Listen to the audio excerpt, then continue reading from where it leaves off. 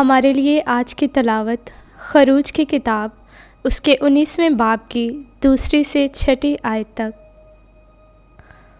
वो रफीदम से रवाना होकर बियाबान सीना में आए और बियाबान में उतर पड़े।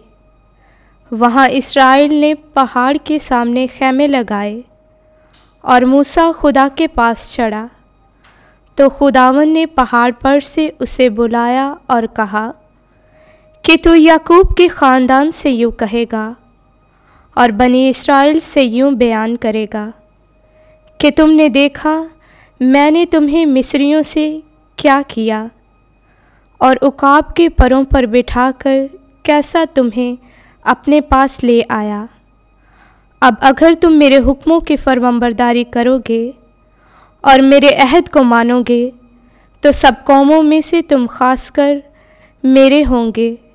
हालांकि सब ज़मीन मेरी है और तुम मेरे लिए कहनों की एक मुमलकत और एक मुक़द्दस कौम होंगे।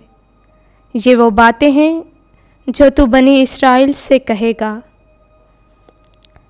पाक कलाम के पढ़े और सुने जाने पर खुदा की बरकत हो। खुदा का शुक्र हो।